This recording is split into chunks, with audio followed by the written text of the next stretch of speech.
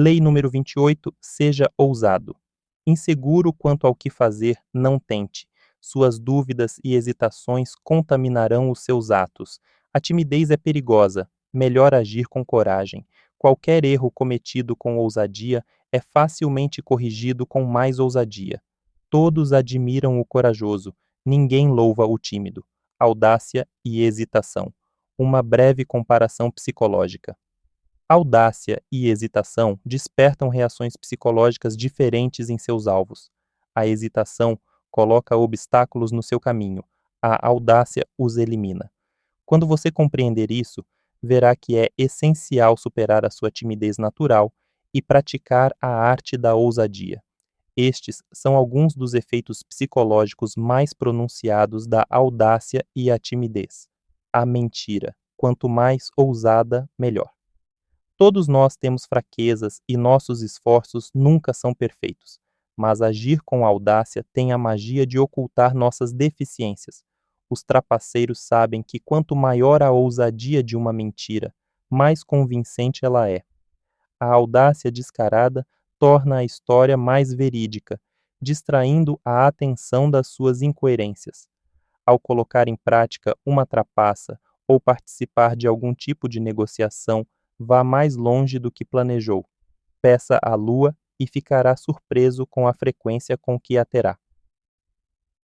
Os leões rodeiam a presa hesitante. As pessoas têm um sexto sentido para as fraquezas alheias. Se, num primeiro encontro, você demonstra a sua disposição de se comprometer, de ceder e se retrair, você desperta o leão até nas pessoas que não estão necessariamente sedentas de sangue. Tudo depende da percepção, e depois de visto como aquele tipo que rapidamente se coloca na defensiva, que está disposto a negociar e ser dócil, você vai ser controlado sem misericórdia. Coragem. Lembra medo. Medo lembra a autoridade. Um movimento corajoso faz você parecer maior e mais poderoso do que é. Se for repentino, com a velocidade e a dissimulação de uma serpente, inspira medo ainda maior. Ao intimidar com um movimento corajoso, você estabelece um precedente. Nos próximos encontros, as pessoas ficarão na defensiva, com terror de um novo ataque. Fazendo as coisas pela metade e de modo desanimado, você cava mais fundo a sua sepultura. Se você começa a agir sem estar totalmente confiante, estará colocando obstáculos no seu próprio caminho. Se surgir um problema, você ficará confuso, vendo opções onde elas não existem e criando, sem perceber, mais problemas ainda. Recuando diante do caçador, a lebre tímida cai mais rapidamente nas suas armadilhas. A hesitação cria lacunas, a coragem as desfaz. Quando você para pensar, quando você hesita, cria uma lacuna que dá aos outros tempo para pensar também. Sua timidez contagia as pessoas com uma estranha energia, criando constrangimento. A dúvida surge de todos os lados. A coragem desfaz essas lacunas. A rapidez de movimento e a energia da ação não dão aos outros espaço para dúvidas e preocupações. Na sedução, a hesitação é fatal, faz a sua vítima ter consciência das suas intenções. O movimento corajoso coroa de triunfo a sedução. Não dá tempo para reflexões. A audácia distingue você do rebanho. A coragem lhe dá presença e o faz parecer maior. O tímido se mistura com o papel de parede. O corajoso chama atenção, e o que chama atenção atrai poder. E é impossível desviar o olhar do audacioso. Ficamos ansiosos para ver qual será o seu próximo movimento. O desmesurado engana o olho humano, distrai e nos assombra, e é tão evidente que não podemos imaginar que exista ali qualquer ilusão ou fraude. Arme-se de grandeza e coragem, estique as suas fraudes até onde puder, depois continue esticando. Se sentir que o otário desconfia, faça como o intrépido Lustig. Em vez de recuar ou baixar o preço, ele simplesmente o aumentou, pedindo e conseguindo um suborno. Pedindo mais, você coloca a outra pessoa na defensiva, você corta o efeito prejudicial do compromisso e da dúvida e a vence com a sua coragem. O mundo está cheio de homens que desprezam você, que temem a sua ambição e protegem ciumentamente as suas áreas, cada vez menores de poder. Você deve estabelecer a sua autoridade e conquistar o respeito, mas assim que os seus inimigos perceberem a sua crescente audácia, vão agir para contrariar você. Negocie com um inimigo e você estará lhe dando oportunidades. Um pequeno compromisso torna-se o ponto de apoio para acabar com você. Um súbito movimento audacioso, sem discussões ou avisos, desfaz esses pontos de apoio e aumenta a sua autoridade. Você aterroriza os que duvidam e desprezam e conquista a confiança dos muitos que admiram e glorificam quem tem coragem. Medo dos grandes, desde o rei da França até o imperador dos Habsburgo. Quanto maior o alvo, mais atenção você chama. Quanto mais corajoso o ataque, mais você se distingue na multidão e mais admirado será. A sociedade está repleta de gente com ideias ousadas, mas sem estômago para imprimi-las e publicá-las. Dê voz ao sentimento do público. A expressão de sentimentos em comum é sempre poderosa. Procure o alvo mais evidente possível e dê o seu tiro mais audacioso. O mundo gostará do espetáculo, e você dará ao pobre diabo, isto é, você, glória e poder, vida ou morte. Você deve praticar e desenvolver a sua ousadia. Encontrará frequentemente ocasiões para usá-la. O melhor lugar para começar, quase sempre, é o delicado mundo das negociações, particularmente aquelas discussões em que lhe pedem para fixar o seu próprio preço. Quantas vezes nos desvalorizamos pedindo muito pouco? Quando Cristóvão Colombo propôs que os espanhóis financiassem a sua viagem para as Américas, exigiu também, com insana ousadia, o título de Grande Almirante dos Oceanos. A corte concordou. O preço que ele fixou foi o que recebeu. Exigiu ser tratado com respeito e foi. Henry Kissinger também sabia que nas negociações, fazer exigências ousadas funciona melhor do que começar com concessões gradativas e tentar satisfazer o outro. Coloque o seu preço lá em cima e depois, como fez o Conde Lustig, suba mais ainda. Compreenda, se a ousadia não é natural, a timidez também não. Ela é um hábito adquirido, porque se quer evitar conflitos. Se você está dominado pela timidez, portanto, livre-se dela. O medo que você sente das possíveis consequências de uma ousadia não é proporcional à realidade, e de fato a timidez tem consequências piores. Seu valor é rebaixado e você cria um ciclo vicioso de dúvidas e desastres. Lembre-se, os problemas criados por uma atitude ousada podem ser disfarçados, até remediados, por uma ousadia ainda maior. Eu certamente acho que é melhor ser impetuoso do que prudente, pois a sorte é uma mulher e é preciso, se deseja dominá-la, conquistá-la pela força, e é visível que ela se deixa dominar pelo ousado de preferência ao que age friamente. E, portanto, como uma mulher, ela é sempre amiga dos jovens, pois são menos cautelosos, mais ferozes e a dominam com mais audácia. Nicolau Maquiavel, 1469-1527. Ponha-se a trabalhar sempre sem receio de imprudências. O medo do fracasso na mente de quem age já é, para o observador, evidência de fracasso. Ações são perigosas quando há dúvida quanto à sua sensatez. Seria mais seguro não fazer nada. Baltazar Gracian, 1601-1658. Como ser vitorioso no amor. Mas com aqueles que tocam o seu coração, notei que você é tímido. Esta qualidade pode afetar uma burguesa, mas você deve usar outras armas para atacar o coração de uma mulher do mundo. Eu lhe digo em nome das mulheres. Não há uma só de nós que não prefira uma leve indelicadeza à demasia consideração. Os homens perdem mais corações pela falta de jeito do que a virtude os salva. Quanto mais tímido um amante se mostrar, mais o nosso orgulho se preocupará em espiaçá-lo. Quanto mais respeito ele tiver pela nossa resistência, mais respeito exigiremos dele. Gostaríamos de dizer aos homens: ah, por piedade, não nos suponham tão virtuosas, vocês nos forçam a exagerar. Estamos continuamente lutando para esconder o fato de que permitimos ser amadas. Coloque uma mulher em posição de dizer que ela cedeu apenas a uma espécie de violência ou a uma surpresa. Convença-a de que você não a subestima e eu responderei por ela. Um pouco mais de coragem da sua parte deixaria os dois à vontade. Lembre-se do Monsieur de la Rochefoucauld lhe disse recentemente. Um homem sensato, apaixonado, pode agir como um louco, mas ele não deve nem pode agir como um idiota. Life, Letters and Epicurean Philosophy of Ninon de Lenclos, 1620-1705. O inverso. A ousadia não deve ser uma estratégia por trás de todas as suas ações, e um instrumento tático para ser usado no momento certo. Planeje e pense com antecedência, e que o elemento final seja o movimento ousado que lhe dará o sucesso. Em outras palavras, visto que a ousadia é uma reação aprendida, também se aprende a controlá-la e utilizá-la à vontade. Passar pela vida armado apenas de audácia seria cansativo e também fatal. Você ofenderia muita gente, como provam os que não conseguem controlar a sua audácia.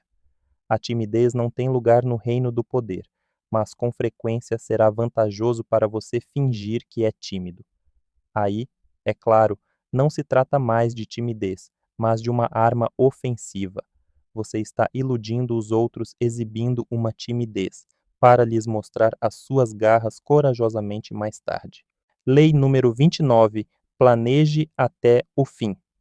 O desfecho é tudo. Planeje até o fim, considerando todas as possíveis consequências, obstáculos e reveses que possam anular o seu esforço e deixar que os outros fiquem com os louros. Planejando tudo até o fim, você não será apanhado de surpresa e saberá quando parar. Guie gentilmente a sorte e ajude a determinar o futuro pensando com antecedência. A maioria dos homens segue o coração, não a cabeça. Seus planos são vagos e, diante de obstáculos, eles improvisam. Mas a improvisação o levará você até a próxima crise e não substitui, jamais, a previsão das próximas etapas e o planejamento até o final. Existe um motivo muito simples para a maioria dos homens não saber quando sair do ataque. Eles não têm uma ideia concreta do seu objetivo. Obtida a vitória, eles querem mais. Parar, visar a um objetivo e não se desviar dele parece quase inumano de fato. Porém, nada é mais importante para se manter o poder. Quem exagera nos seus triunfos cria uma reação que inevitavelmente leva a um declínio. A única solução é planejar a longo prazo, prever o futuro com a mesma clareza dos deuses no Monte Olimpo, que veem através das nuvens o desfecho de todas as coisas. Segundo a cosmologia dos antigos gregos, os deuses teriam a visão total do futuro. Eles viam tudo o que aconteceria, nos mínimos e intrincados detalhes. Os homens, por sua vez, eram vítimas do destino, prisioneiros do momento e das suas emoções, incapazes de ver além do perigo imediato. Heróis como Ulisses, capazes de enxergar além do presente e planejar vários passos com antecedência, pareciam desafiar o destino, aproximar-se dos deuses na sua capacidade de determinar o futuro. A comparação continua válida. Quem pensa com antecedência e pacientemente conduz seus planos à realização parece ter um poder divino. Como a maioria das pessoas está presa demais ao momento para planejar com este tipo de previsão, a capacidade de ignorar perigos e prazeres imediatos se traduz em poder. É o poder de ser capaz de superar a tendência natural humana de reagir às coisas conforme elas vão acontecendo, em vez de treinar dar um passo atrás, imaginar as coisas maiores tomando forma além do seu campo imediato de visão. As pessoas, na sua maioria, acreditam que têm consciência do futuro, que estão planejando e pensando com antecedência. Em geral, se iludem. Na verdade, o que elas fazem é sucumbir aos seus próprios desejos, ao que elas querem que o futuro seja. Seus planos são vagos, baseados na imaginação e não na realidade. Elas podem acreditar que estão pensando em tudo até o fim, mas estão, na verdade, focalizando apenas o final feliz e se iludindo com a força do seu desejo. Os perigos remotos que avultam à distância, se pudermos vê-los tomando forma, quantos enganos evitaríamos?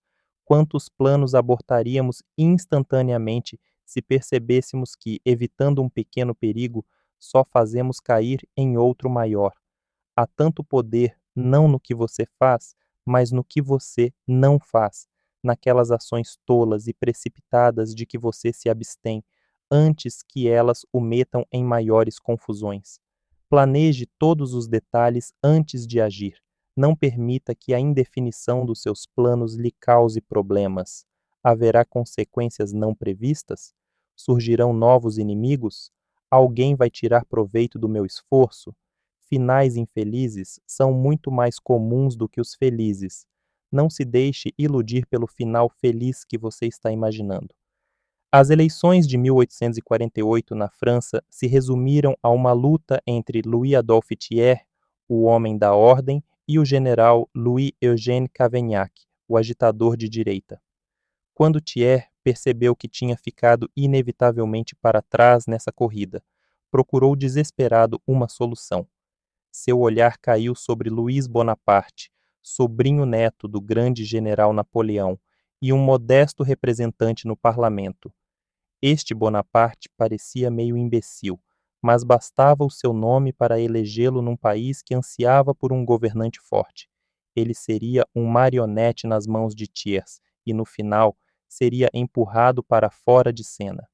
A primeira parte do plano funcionou perfeitamente e Napoleão foi eleito com grande vantagem. O problema foi que Thiers não previu um fato muito simples.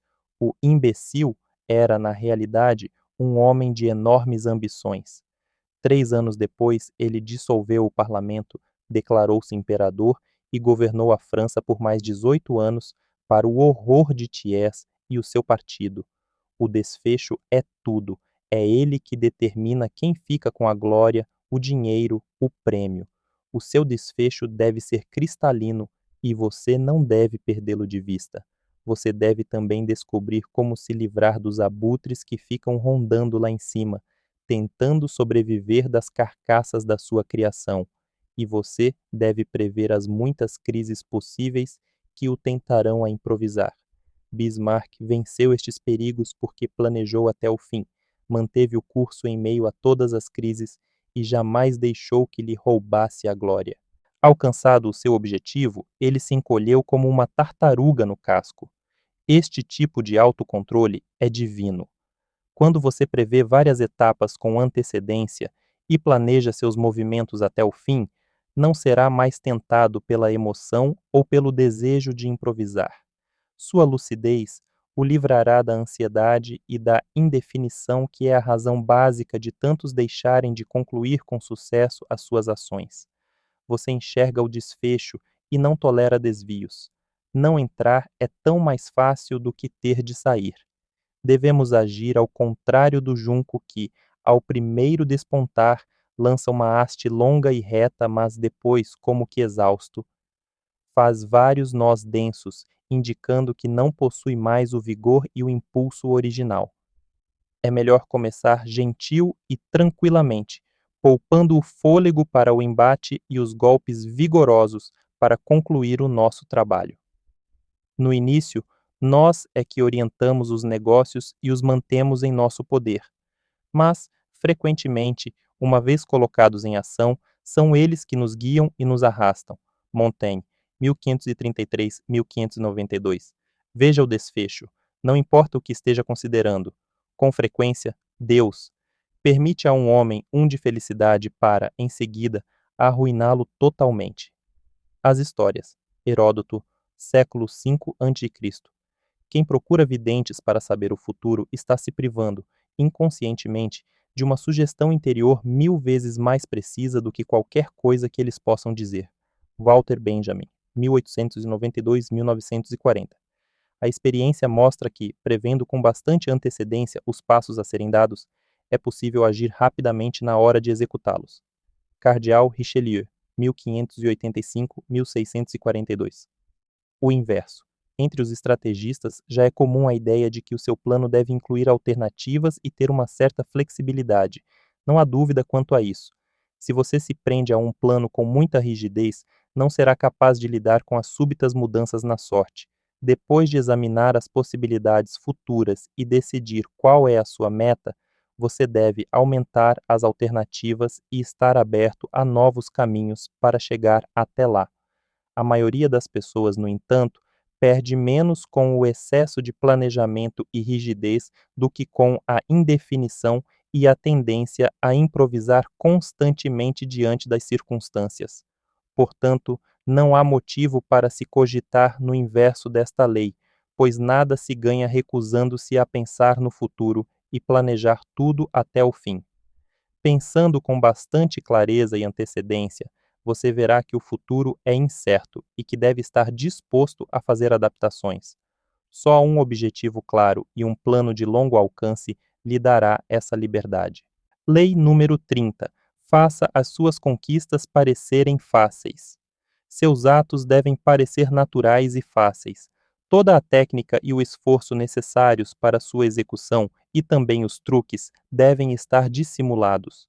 Quando você age, age sem se esforçar, como se fosse capaz de muito mais. Não caia na tentação de revelar o trabalho que você teve. Isso só despertará dúvidas. Não ensine a ninguém os seus truques ou eles serão usados contra você. Como uma pessoa de poder, você deve pesquisar e praticar exaustivamente antes de aparecer em público, no palco ou outro lugar qualquer. Jamais exponha o suor e o esforço por trás da sua pose. Há pessoas que pensam que essa exposição mostrará que são honestas e diligentes, mas na verdade só parecerão mais fracas, como se bastasse a prática e o esforço para qualquer um fazer o que elas fizeram, ou como se não estivessem à altura da tarefa.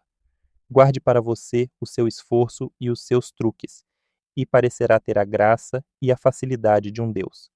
Ninguém jamais vê revelada a origem do poder divino, só se vê os seus efeitos. A humanidade teve as suas primeiras noções de poder com os primitivos confrontos com a natureza. Um relâmpago riscando o céu, uma súbita enchente, a rapidez e ferocidade de um animal selvagem. Estas forças não exigiam pensamento nem planejamento. Elas nos assombravam com sua repentina aparição, sua graciosidade e seu poder sobre a vida e a morte. E este continua sendo o tipo de poder que estamos sempre querendo imitar. Usando a ciência e a tecnologia, recriamos a velocidade e o poder sublime da natureza. Mas falta alguma coisa.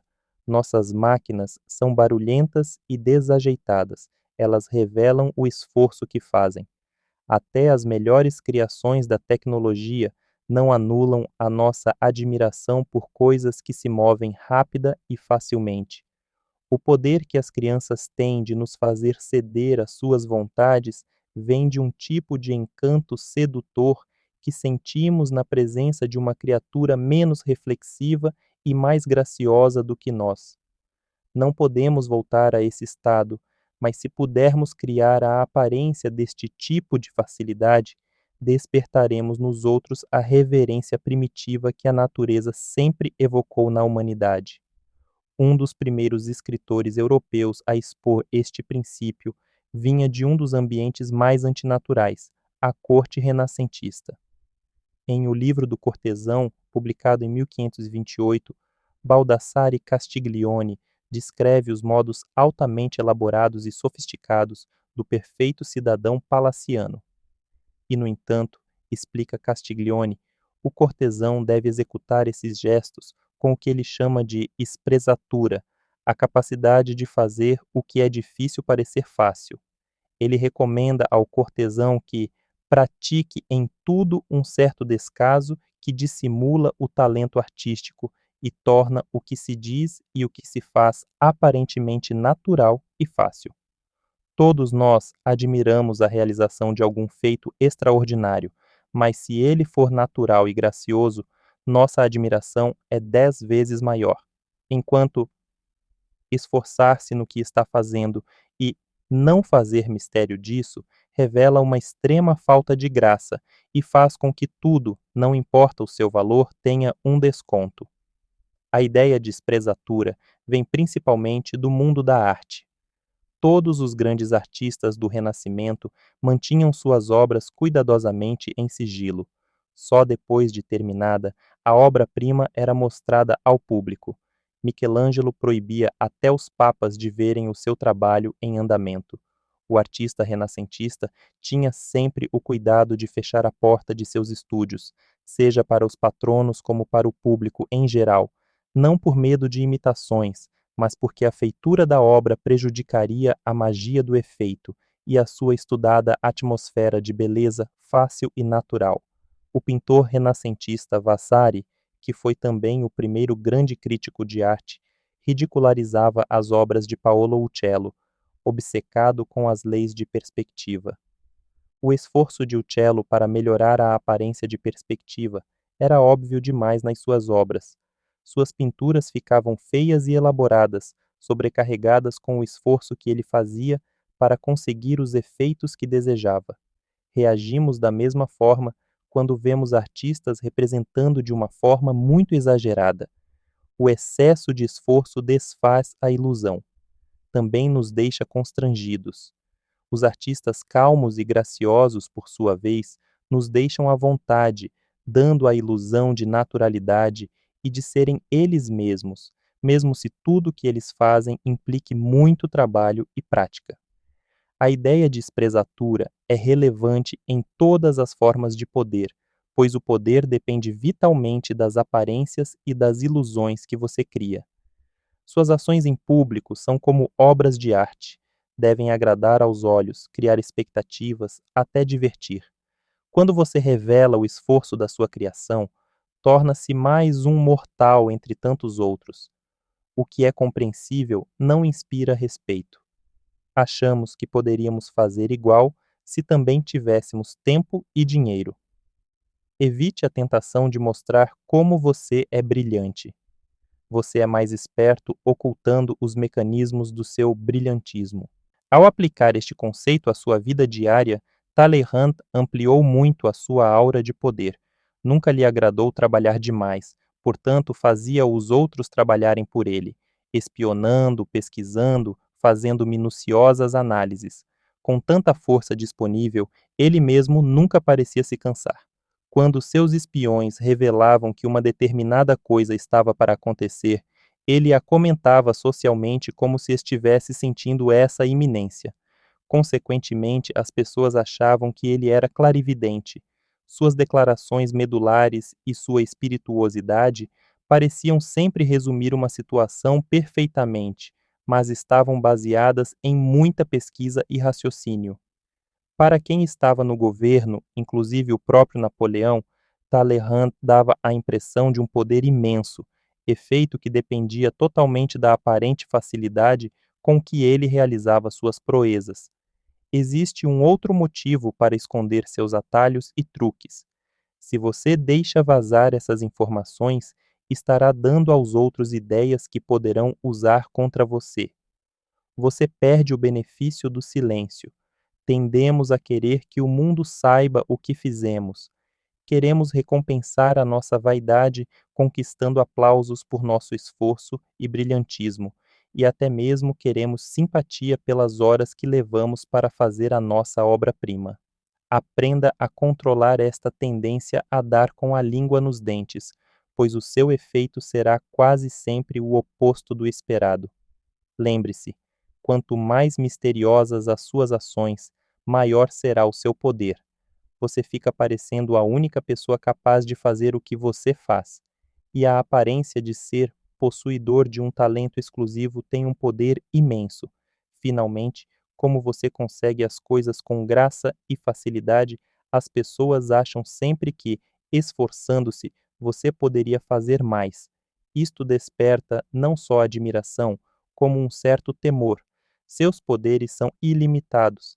Ninguém sabe até onde eles chegarão. Qualquer ação, indiferença, por mais banal que seja, não só revela a habilidade da pessoa, mas também, com muita frequência, a faz ser considerada maior do que é na realidade. Isto porque leva os observadores a acreditar que o homem que faz as coisas tão facilmente deve ser mais hábil do que é na verdade. Baldassare Castiglione, 1478-1529. Um verso de um poema nos tomará 1 hora talvez, mas se não parecer a ideia de um momento, o nosso coser e discoser terá sido inútil. Adam's Curse, William Butler Yeats, 1865-1939. Não deixe que ninguém saiba exatamente do que você é capaz. O homem sábio não permite a ninguém sondar fundo os seus conhecimentos e as suas habilidades, se quiser ser respeitado por todos. Ele permite que sejam conhecidos, mas não que sejam compreendidos. Ninguém deve conhecer a extensão das suas habilidades, para não se desapontar. A ninguém ele dá a oportunidade de compreendê-las totalmente, pois suposições e dúvidas quanto à extensão dos seus talentos evocam mais respeito do que saber precisamente até onde eles vão, para que sejam sempre excelentes. Baltazar Gracian, 1601-1658. O sábio não diz o que sabe, o tolo não sabe o que diz, provérbio chinês, o inverso. O sigilo com que você envolve suas ações deve aparentar despreocupação. O zelo em esconder o seu trabalho cria uma impressão desagradável, quase paranoica. Você está levando o jogo muito a sério. Houdini tinha o cuidado de fazer o mistério dos seus truques parecer um jogo. Tudo era parte do espetáculo. Não mostre o seu trabalho antes de terminá-lo, mas se você se esforçar demais para escondê-lo, acabará como um louco. Mantenha o seu bom humor. Há momentos também em que vale a pena revelar o esforço dos seus projetos. Tudo depende do gosto da sua plateia e da época em que você opera. P.T. Barnum percebeu que o público queria participar dos seus espetáculos e adorava entender os seus truques, em parte, talvez, porque ao espírito democrático americano agradasse desmascarar implicitamente quem ocultava das massas a origem do seu poder. O público também apreciava o humor e a honestidade do showman. Barnum chegou ao exagero de publicar as suas próprias mistificações na sua popular autobiografia escrita no auge da carreira. Desde que a revelação parcial de truques e técnicas seja cuidadosamente planejada e não resulte de uma necessidade incontrolável de dar com a língua nos dentes, é o máximo da esperteza. Dá à plateia a ilusão de ser superior e de participar, mesmo que grande parte do que você faz ninguém veja. Lei número 31. Controle as opções. Quem dá as cartas é você. As melhores trapaças são as que parecem deixar ao outro uma opção. Suas vítimas acham que estão no controle, mas na verdade são suas marionetes. Dê às pessoas opções que sempre resultem favoráveis a você. Force-as a escolher entre o menor de dois males, ambos atendendo a seu propósito. Coloque-as num dilema, não terão escapatória. Palavras como liberdade, opções e escolha evocam possibilidades muito além dos seus reais benefícios. Examinando bem, as nossas opções, no mercado, nas urnas, rios e empregos, tendem a ser incrivelmente limitadas. Quase sempre trata-se de escolher entre A e B, o resto do alfabeto não entra. No entanto, se houver a mais leve miragem de opção lá longe, raramente tentamos ver as que faltam. Nós escolhemos acreditar que o jogo é limpo e que mantemos a nossa liberdade. Preferimos não pensar muito no alcance da nossa liberdade de escolha. Essa falta de vontade de sondar a limitação das nossas opções vem do fato de que liberdade em excesso gera ansiedade. A frase opções ilimitadas soa infinitamente promissora, mas na verdade as opções ilimitadas nos deixariam paralisados e perturbariam a nossa capacidade de optar. O nosso leque reduzido de opções é confortável. Com isso, o esperto e o ardiloso ganham enormes oportunidades para trapacear. Quem está escolhendo entre duas alternativas acha difícil acreditar que está sendo manipulado ou enganado. Não vê que você está lhe permitindo uma pequena porção de livre-arbítrio em troca da imposição muito mais forte do seu próprio arbítrio. Definir um leque estreito de opções, portanto, deve sempre fazer parte das suas trapaças. Existe um ditado: o pássaro que entra na gaiola por sua livre vontade canta melhor. Estas são algumas das formas mais comuns de controle de opções. Disfarce as opções. A técnica preferida de Henry Kissinger. Como secretário de Estado do presidente Richard Nixon, Kissinger se considerava mais bem informado do que o seu chefe e acreditava que, na maioria das situações, era capaz de decidir melhor sozinho. Mas, se tentasse determinar a política, ofenderia ou, quem sabe, irritaria um homem notoriamente inseguro. Assim, Kissinger sugeria 3 ou 4 opções de ação para cada situação e as apresentava de tal forma que a sua preferida sempre parecia ser a melhor comparada com as outras. Seguidas vezes, Nixon mordeu a isca, jamais desconfiando que estava sendo induzido por Kissinger. Era um artifício excelente para usar com o mestre inseguro. Force o resistente. Um dos principais problemas enfrentados pelo Dr. Milton H. Erickson, pioneiro da terapia pela hipnose na década de 1950, era a recaída. Seus pacientes pareciam estar se recuperando rapidamente, mas a aparente suscetibilidade à terapia mascarava uma profunda resistência. Eles voltavam logo aos hábitos antigos, culpavam o médico e não o procuravam mais. Para evitar isso, Erickson começou a mandar que alguns pacientes tivessem uma recaída, que começassem a se sentir tão mal quanto na hora em que vieram procurá-lo, que voltassem para a estaca zero. Diante desta opção, os pacientes em geral escolhiam evitar a recaída, o que, é claro, era exatamente o que Erickson queria. Esta é uma boa técnica para usar com crianças e outras pessoas voluntariosas que gostam de ser do contra. Force-as a escolher o que você quer que elas façam, aparentando preferir o contrário. Altere o tabuleiro do jogo. Na década de 1860, John D. Rockefeller decidiu criar um monopólio do petróleo. Se ele tentasse comprar as empresas menores, iam saber o que ele estava fazendo e reagiriam. Em vez disso, ele começou comprando secretamente as companhias de estradas de ferro que transportavam petróleo. Mais tarde, quando tentava comprar uma determinada empresa e encontrava resistência, ele lembrava que ela dependia das linhas de trem. Recusando-se a fazer o transporte ou simplesmente aumentando as taxas, ele poderia arruinar o negócio deles. Rockefeller alterou o tabuleiro do jogo de tal forma que aos pequenos produtores de petróleo só restaram as opções que ele lhes oferecia. Nesta tática, seus adversários sabem que estão sendo forçados, mas não importa. A técnica funciona com aqueles que resistem a qualquer custo. Opções reduzidas. O marchand do século XIX, Ambroise Vollard, aperfeiçoou esta técnica. Os clientes vinham à loja de Vollard ver alguns Cézanne. Ele mostrava 3 quadros, esquecia de dizer o preço e fingia cochilar. Os visitantes tinham de sair sem ter decidido nada.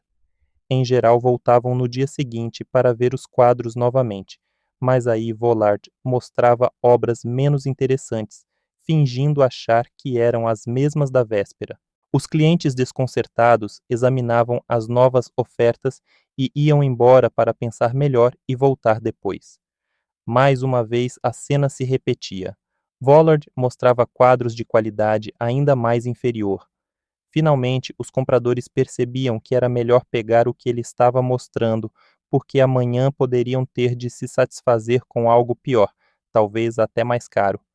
Uma variação desta técnica é elevar o preço todas as vezes que o comprador hesitar, adiando a decisão para o dia seguinte.